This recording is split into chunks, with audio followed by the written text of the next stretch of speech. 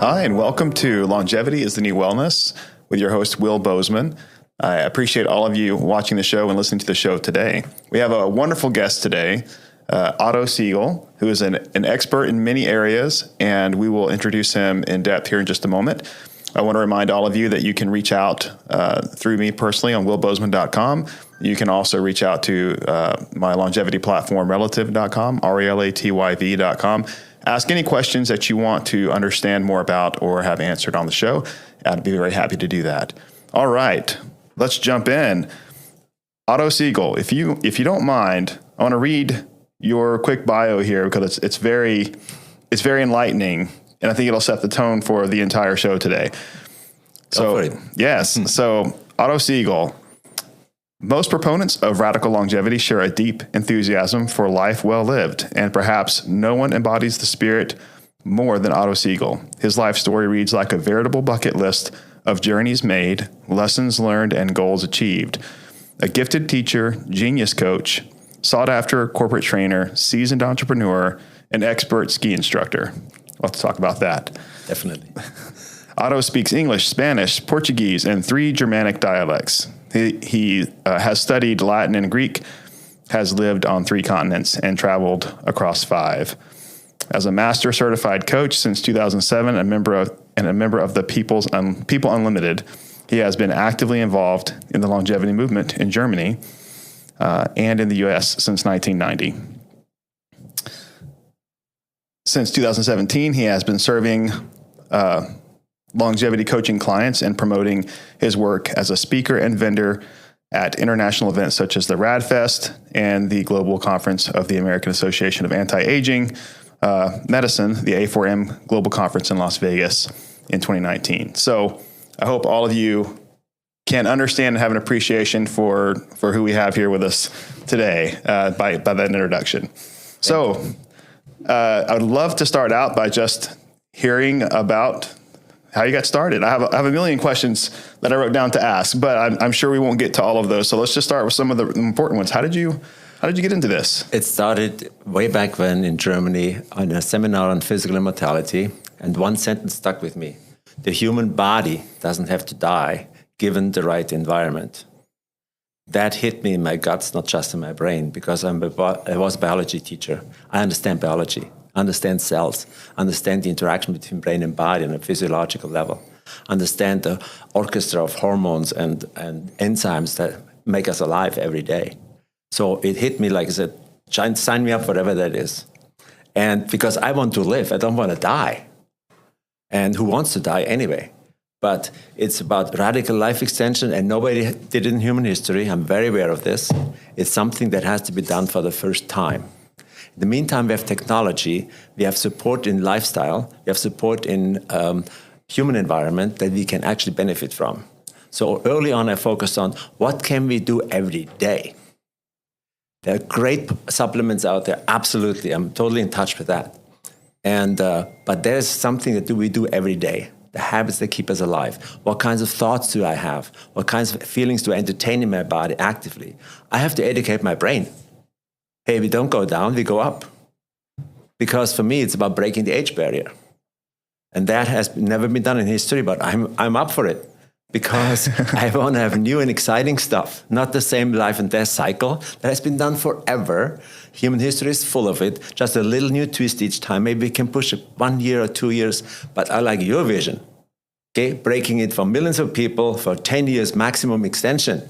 I totally, when I read this, wow, this person speaks my language. Thank you. You know, I wish all of you listening could actually see his face and his light here, because I think longevity is a mentality. It's there's an emotional energy of youth to it. You have to have that curiosity of life, that spirit of energy, and that spirit of youth to really appreciate the efforts of longevity. Mm-hmm. And you can recognize someone who has that. I love it. One of the things that you mentioned a moment ago, that our cells technically could endure much more and much longer than they currently do. We just have to train them in the right direction and keep them satisfied and stable in doing that. what are some of your thoughts on that? Because I have a couple of ideas of ways that we can, in our own mind, conceive that getting older and dying isn't as necessary the way that it has been in the past. We could actually change how this works. But yeah, do you have any insight on that? The earlier in life we begin with that process, the better. Because dying is subtle. Happens on the cellular level first, or you don't even notice it. Okay, then tissues are involved. Then organs are involved. Now you notice something. And the life extension has to be the same subtlety, but determination. Every day, the daily habits kill us. Not the big catastrophes at the end. That's just the finale grande. But how to prevent this in a smart way? I mean, we live in the desert, okay? We have saguaro cacti. Did you know they build side branches only after 80 years? Oh, I did not realize that. And they grow up to 400 years. If he can do it, why not me? What's the secret? You're right. I've had, my background's in biotech and in biotech ventures and in medicine in general. But one of the concepts that I have talked with, many people about is, well, the very fact that the human race can procreate and recreate, the genetics don't die, right? Mm-hmm. I mean, if there's 1,000 generations of humans, mm-hmm. then the ability for our actual biological material to endure for thousands of years is evident, right? Mm-hmm. So it's just a matter of, obviously it's different, right? But the same components that actually are able to create new life through DNA, mm-hmm. It's not dying. That part stays alive, it endures, and that same replication of DNA actually moves on to the next generation, like I said, thousands of people later. So yeah, that's an interesting concept. What is it about our physical body that isn't actually engaging in that same enduring process, right? Why do we have to die, but only a couple of strands of DNA can endure throughout millennia, and never die? Go ahead. That's my favorite topic, of course, because we only pass on one sperm, one egg cell to the next generation. The rest dies. Why? Every cell here has the same genetic right. information, the same wisdom, if you want. I think one thing is clear: we take our bodies completely for granted. Just to carry our brains around, whatever. And then hopefully for the best, nothing's going to hurt, nothing's going to get sick. But that's the survival part. In my longevity coaching is very different. I do not encourage survival. I encourage life. Right. That's a whole shift in mindset. Just to admit, hey, this body is extremely precious. This is the ultimate thing, the only thing I really possess and own. So how about giving myself a brain hug like this? And so if you can't see, he's hugging his head here. Yes, I love that. And thank my brain for processing 70,000 thoughts per day. In your case, really probably 80,000, I guess.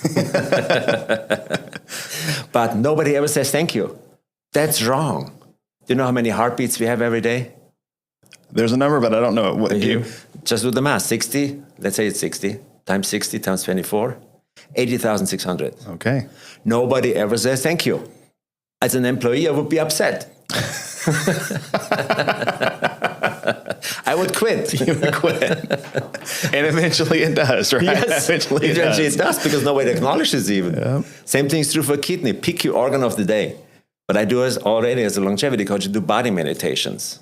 Instead of doing meditation on a spiritual level, which I love physical spirituality. I pay attention to one organ of the day. Let's say today is the brain. Make sure the two halves connect with each other and are properly working. I give to that in my meditation. Instead of focusing on a mantra, I focus on an organ. They need to be acknowledged. Why would they give up? Of course they give up if they're not acknowledged. That's just the emotional part.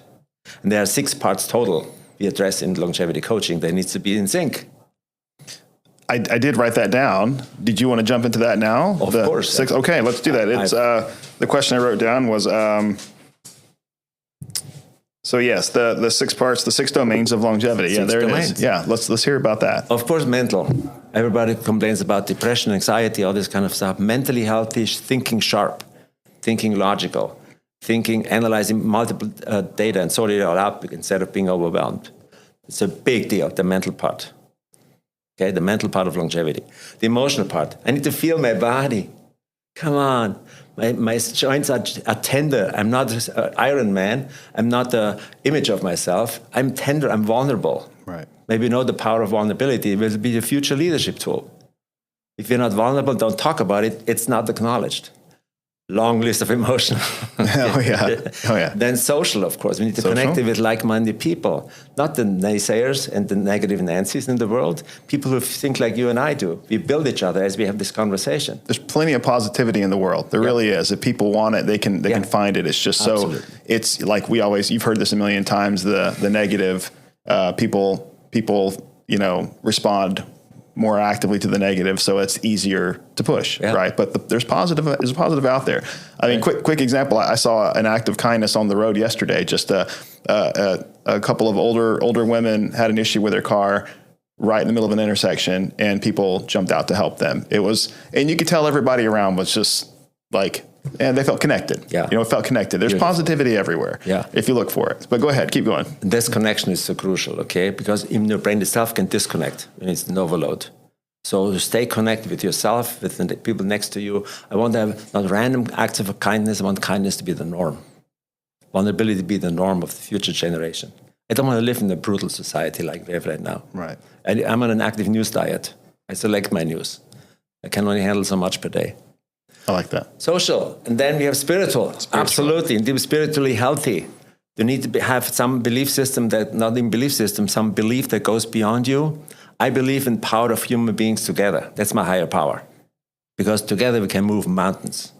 If we're not together, we are split apart and our energy goes away. I agree. Physical, spirituality, big topic. Financially healthy. Hey, they have to have money to live longer. Okay, I'm proud to be a longevity coach, and the more years I accumulate, the more credibility I get. So time works for me, not against me. That's very true. I don't have a countdown going on. I have a count up going on. There you go. But this perspective, and I love what I do, Will, because this perspective gives me a bright outlook for the future. No matter what's going on around me, no matter how much darkness I have to walk through, I see the light in the darkness. I love that. Now, this is, you're speaking my language now. I love this. I love looking forward. I don't like looking backwards at the problems and contemplating. I'll tell you a quick story. I did that once. Years ago, I had a business venture and some partners, probably about 10 years ago now. And it went bad.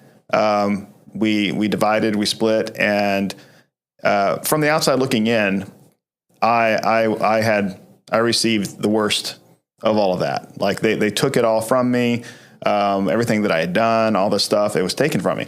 And I had a real hard time for about a day or two, right? I kept thinking, but by the end of the day, maybe it was a couple of days. By the end of those couple of days, I remember thinking, well, there's nothing I can do. Like I can't go back and change this now, right? It's already happened. They've done what they've done. And my first thought was, what am I doing next? What am I doing now? I'm moving forward. I have to move forward. Well, what am I going to do now? And that really helped me. It really helped me to understand that focusing on the negative that's already occurred will get me nowhere. Best case scenario, learn a lesson and move forward. But the moving forward part that's the lesson of that little scenario is the moving forward part, because you can't sit there and cry about the loss forever. You need to just move forward and focus on the positive. In that case, I did. And, within a few months, I had a completely different, situation in life, and everything was going well and going better. So yeah, I mean, that was a great lesson. I've had a few more of those. Everyone's got those. I got a few more of those since then. But the positivity of looking forward is something that I carry with me now. And it's so much easier to walk past something bad and negative that occurs, because that's always going to be thrown at you, and then move forward. But yeah, go ahead. You speak poetry to me. Oh, thank you. Thank you. That's exactly how it works, because it's not intelligent to solve things that are already done. The past is already dead. Okay, it's done. If it was glorious or challenging, whatever it was, it brought me to the day where I live today. Only chance I have, my eyes always look forward, never backwards. Can you turn my head far enough to look all the way back? There you go. No time. Okay, just take the glimpses, the learning, but straightforward. And the dynamic is important. I love that. Okay. So yeah, those are the domains. Those are the domains. And okay, so tell me, in a normal scenario, say someone comes to you and says, I'd like your help coaching me for, first off, what kind of categories are you coaching them on? Or do you have an overall, are you coaching health, or are you coaching longevity? Are you coaching all 6 of these? All 6 of these. All 6 of these. Okay. Mm-hmm. Okay. Because it's never one magic pill that makes you live forever. It's not going to happen. It has been around. The silver bullet beliefs and all the nirvana stuff has been around forever, but it's just to make death more palatable. There you go. To distract you from life. Right. Okay. I don't go into that. I respect religion as somebody who looks for deeper spiritual connection. Absolutely. But there's also a lot of superficial things which is just not real. And longevity is real. It's physical. It's biological. And that's why all these areas need to be included. All these 6 domains I work with.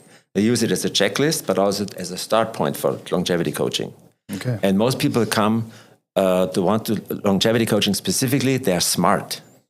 They see what's going on in the media. They see that longevity is an international trend in the meantime, and it's exponentially growing. They welcome AI instead of being afraid of it, for example. Right. And they look for people who understand them, because frequently they're considered as highly intelligent misfits. And that's so true in the beginning, but my primary domain is genius coaching. I studied the life of geniuses, biographies, before I named my company like that. And all of them had to go through hardships to reach their pinnacle. Okay. Nobody gave Bill Gates a standing ovation when he flunked out of Harvard, for sure. I agree. I agree. Nobody. Or Steve Jobs, same thing. Put in the names. So being a longevity candidate, being a longevity enthusiast requires guts and courage and connecting with like-minded people and stay connected with them for long term. Yeah. Because that's a long-term game. This is a marathon, not a sprint. I love that. I agree. Yeah. I agree. So we need to be really sharp and condition ourselves for this kind of. Yeah, that's okay. You're a very important person. A lot of people are seeking you out actively. So go ahead. Quick example, okay? This executive that came to me, he was laid off at age 70. Of course, nobody talks about age discrimination. Highly successful in an American, Mexican company in the bread industry, baking. He is a baker by heart. So he was devastated and said, one thing I know for sure, I'm not going to die. Help me out. So he signed up as a client right away. We coached for a year. And he totally retooled himself. First of all, he started a bakery in his own basement, all the professional equipment. He created a bagel that has 40% fiber. Oh. This is a very nutritional value. And he sold it left and right. On the side, he wrote a book about leadership based on his experience and decades of leadership. This guy is happy like a child. He has no time to die. Yeah, no, yeah. And he does what he loves to do. That's why the professional part is so important. To really do something you love to do. It's crucial. Yeah, I think it goes back to, several of your elements, of your 6 elements here. But you have to be motivated by what you're doing. If you are, so this is one of my, I've been laughed at, positively and negatively a few times about this. When people talk about retirement and I say, I'd be bored out of my mind to spend my day trying to just quote unquote, enjoy life and relax. That's not for me. That's right. I'll never be happy just doing that.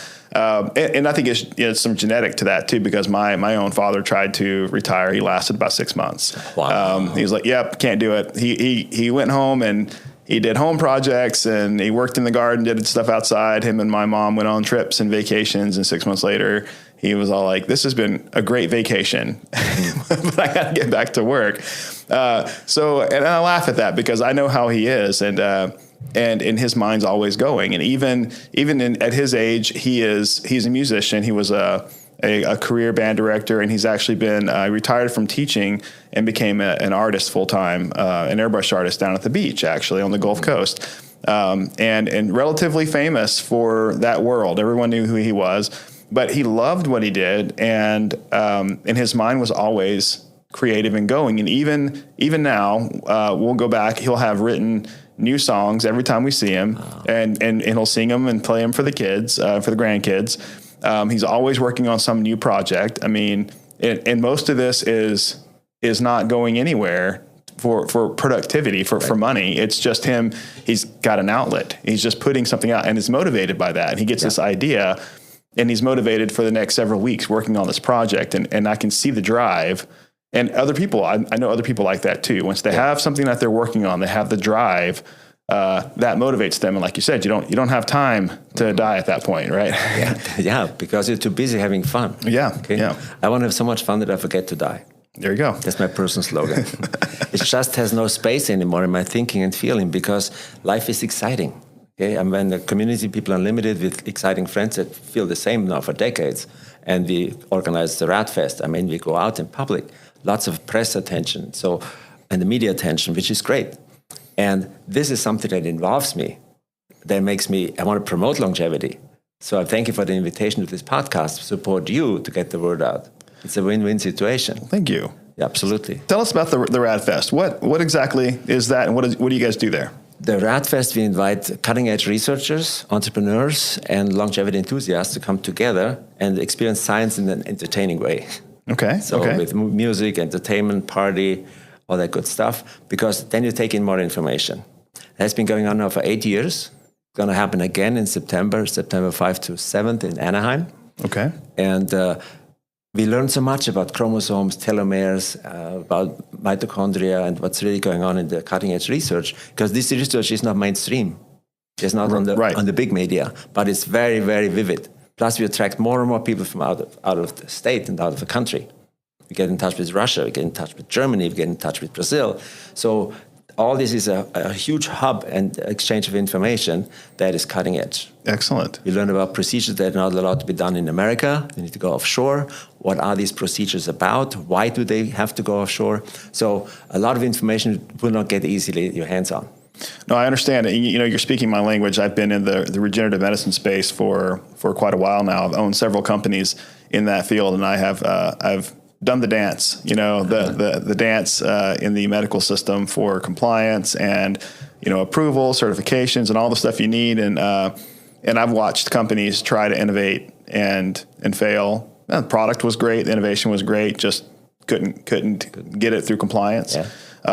But that being said, you can still get all of these things overseas. You can still get a lot of treatments. Exactly. You mentioned Germany, and I'm still very active in the world of stem cells. I started doing that. That was the first major biotech company that I launched about a decade ago was a stem cell production company. So we actually made product and sold very actively. I've had 2 companies doing that actually. But the first one that we did, we had hundreds and hundreds of clients around the country. And this was back when you could still call things stem cells, right? Now you can't even use the word.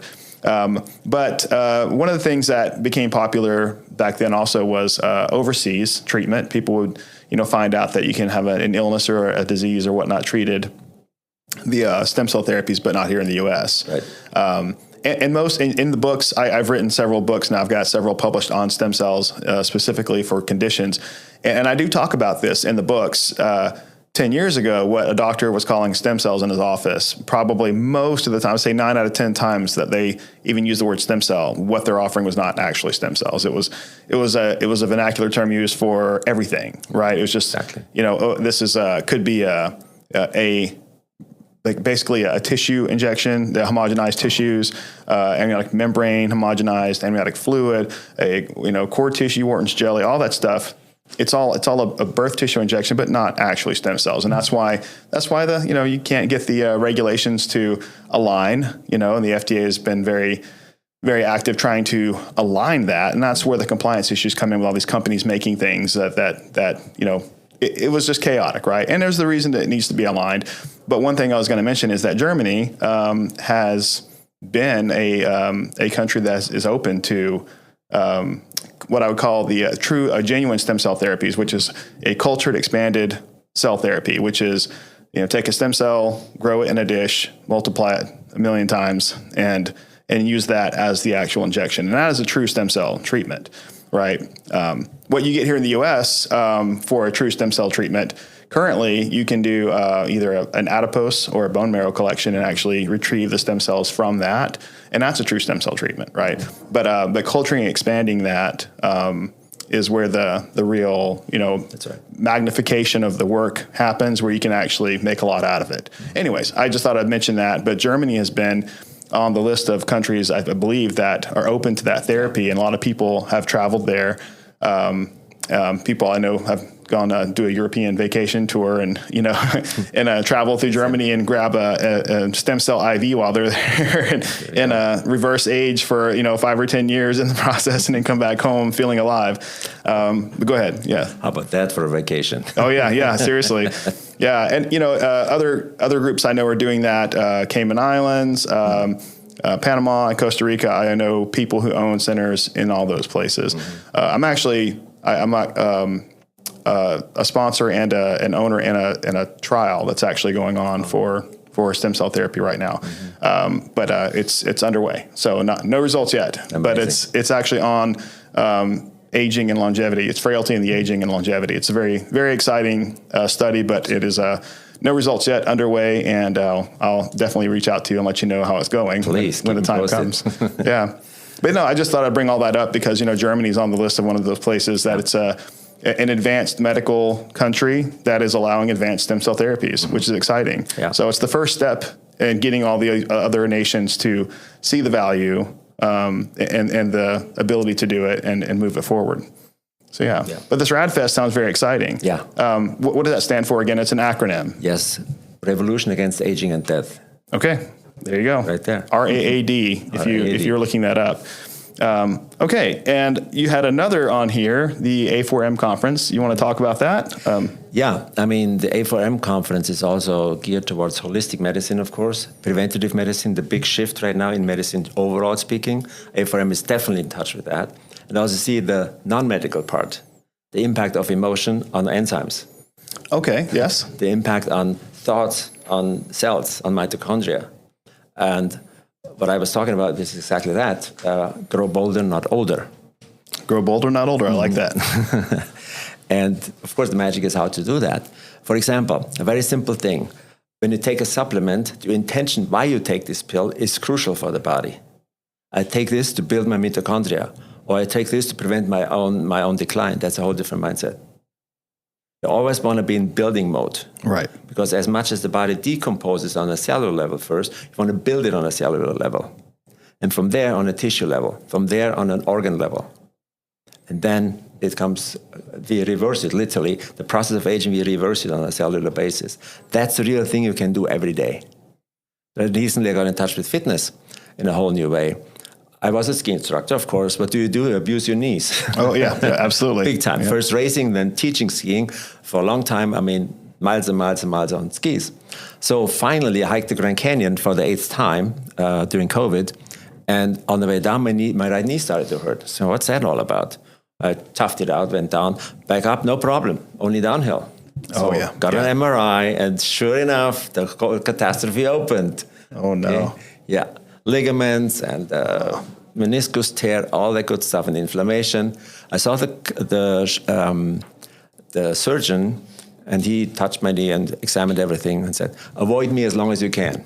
Avoid me as long as you can. I said, "Thank you." But then my life partner Susanna and I went on a mission. What can we do to prevent this thing before it gets worse? And sure enough, we found something that's called functional patterns, which means the body is not meant to sit.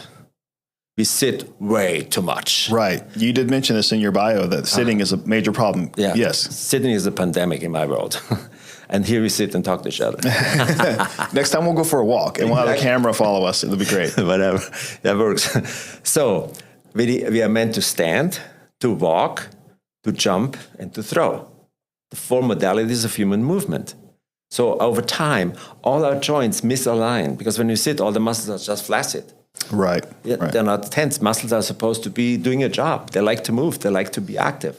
So they've invented a whole new workout form where you realign the body to heal these dysfunctions.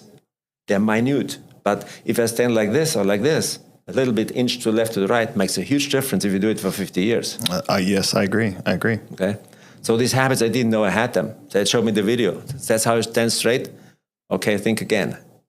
Because I had the scoliosis from my ski adventure. And nobody tells you can undo scoliosis. You can. It's just a matter of the alignment. But you need to know how. And they know how.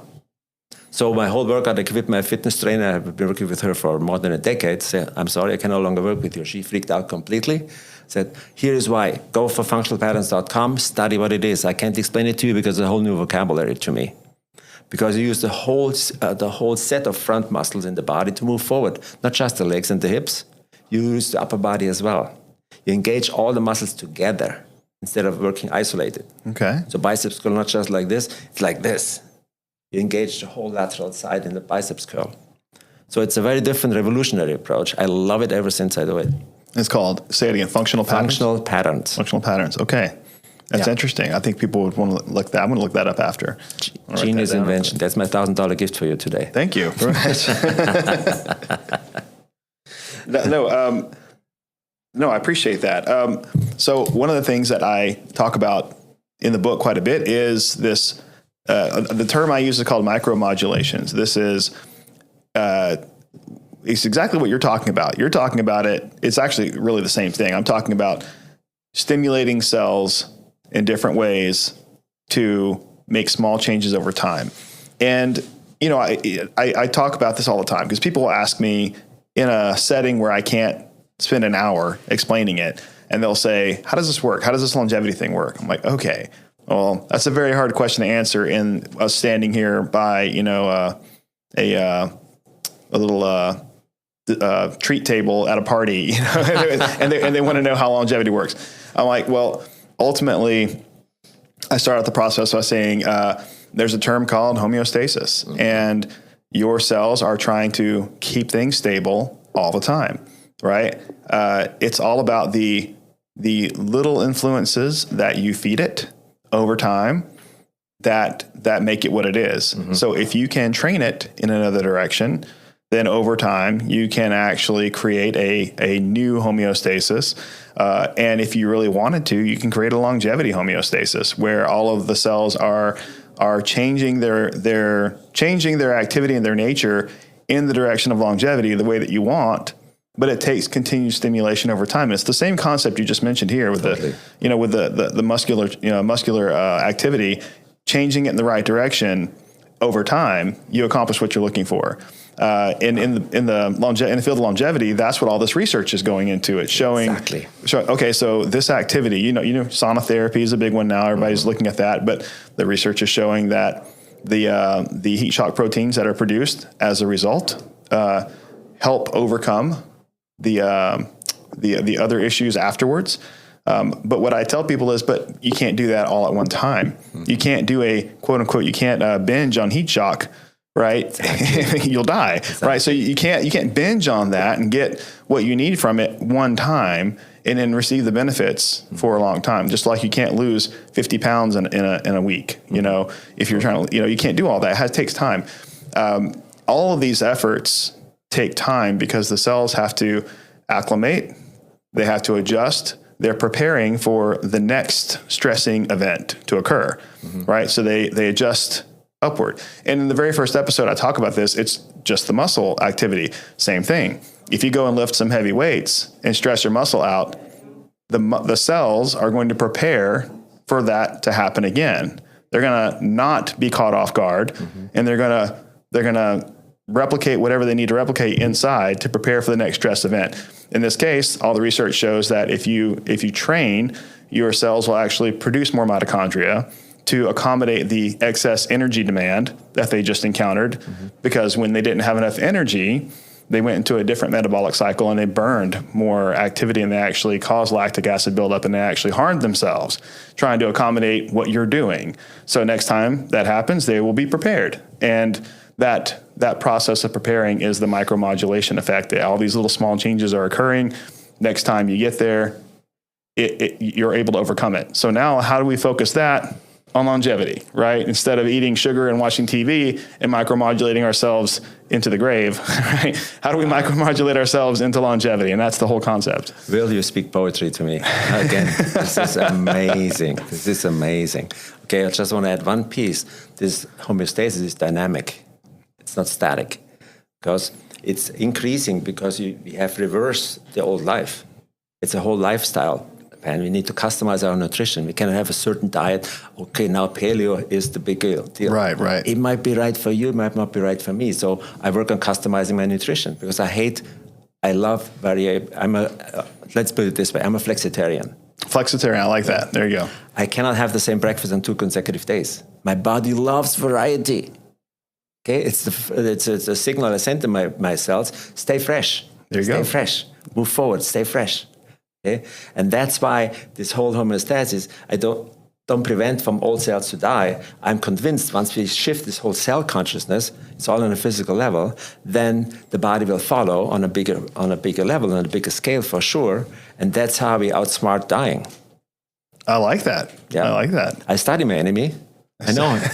Yeah, I'm not ignorant about people dying. Come on, do it every day. 100,000 people every day. It's crazy. So, but I look what I can do about it immediately. So customized nutrition, absolutely. Supplements, very sophisticated. Working close with a naturopathic physician, of course. But I have an intention because I want to go up and not go down. Right. And my energy tells you, okay, if my energy is down, I know I ate the wrong breakfast. So no. Tomorrow's the next day. You'll fix that, right? Tomorrow, chia seeds, whatever. I love it. No, you point out something that I love. You just mentioned it's the motivation.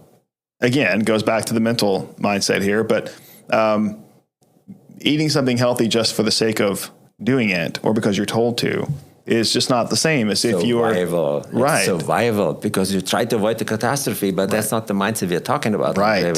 I want to build my body because I love my body. Yes. Sometimes I ask my clients, "Can you kiss your hand?" So, do what? Yeah, just like this. That means you express love to your hand, okay? It's totally awkward. I know that.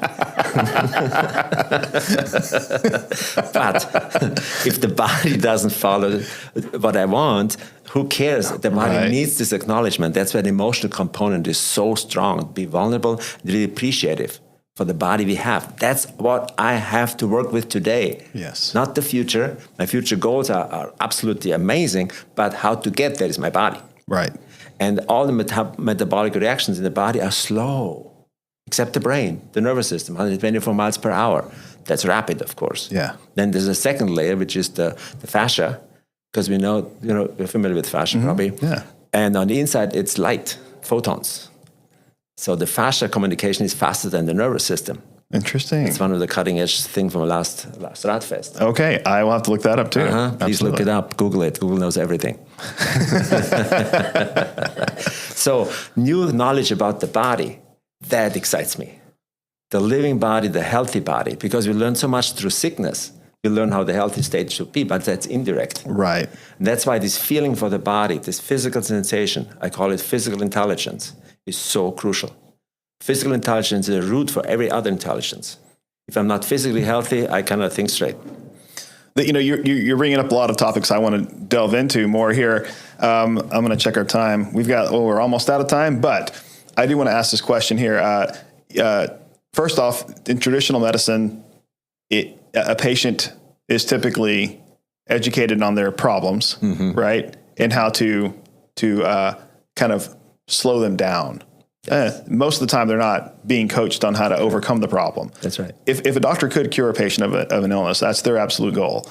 But most of these chronic illnesses, they don't really believe are truly curable. They're just managing the symptoms. And I know a lot of doctors, and they're frustrated with that idea. But all of us, when in my first year of med school, that's everyone's ambition is they want to go out and help patients. That's the first thing you'll hear. I want to help patients. I want to help them get better. But what they find out is that it's managing the decay is really what you're doing. Most of the time, it's monitoring them, monitoring the degradation of their illness and trying to slow it down as much as possible. It's not the opposite. It's not like you said, it's the mindset of moving forward. The actual motivation is not, like you said, not to slow down the illness, but to actually move forward positively. Yeah. And the emotional thought behind that is what drives you. Mm-hmm. But one thing that we haven't talked about yet, and I wish we had more time to talk about, maybe you can mention in a couple of seconds here, is that there are truly chemical changes in your body through the way that you think, right? Obviously, the biggest one I can give you in anyone is we know that stress can kill you early, right? Too much stress, and that's a mental stress. That's not physical with like, you're being beat up with a stick or a rock until you die. That's not it's not the stress we're talking about. We're talking about a mental, emotional stress that can literally change your physical body into a state of decay, right? So what might be happening in the opposite direction? A positive mental attitude and a promotion, positive life, outlook, right? What chemical reactions are changing your entire body there to move forward positively? Huge question. If we go really deep, we are all born with the death programming. As a baby, we don't think about dying. We have a blast to be alive, and we adore it. Every move is monitored and supports the liveness of others. And all of a sudden, we pick up somebody dies in our family. And then why? The child is innocent. I got in touch with them. My grandma died when I was 5. This was wrong. So underneath it all we talked about today, there's a death urge. Nobody ever escaped in human history, billions of people for thousands of years. Who do you think you are? Okay? But what I believe underneath is a desire to live that is stronger than the death urge. Even if you go to a nursing home, they don't want to die. No. Until the last breath, they fight for life. That's why I know in my heart of hearts, in my cells, this life urge is stronger than the death urge. And the big part of coaching, what I do is help people deprogram their brains. Their brain need to be re-educated. Hey, we go in a different direction now. Yes. We are so fortunate to live in this generation, not 20 years ago. Nobody talks about it even. We are so fortunate to live now. They have this kind of communication going on. They have this kind of videos out there, have these podcasts going on that spread the news like wildfire. And then hopefully people take more and more action. My passion is to translate all this knowledge into physical action for everybody. I love that. I absolutely love that. No, I 100% agree with you that the urge to live is stronger than the other action. And I love that. I absolutely love that. Me too. We both have this bug. I love it. I can feel it too. And, I want to point out too, that's really the entire object of this show, of this whole concept of longevity as a new wellness. That's what it was built on, was that the motivation for living, the motivation for longevity is the motivation that you need to really make the health and wellness changes that you need to get there. Yeah. Right. It's not just the motivation to not be as sick or to hold off one of the symptoms you're worried about. That's a motivation there, but it's not the same. Mm-hmm. The motivation to live as long as possible. Mm-hmm. That's the motivation you need. And I love that. And you need professional support to guide you and to hold you accountable. Absolutely. That's what I love about coaching. Which is why I'm so sorry we didn't actually talk a lot about coaching. We did it at the beginning. But I will let everyone know, because we are going to need to wrap up here.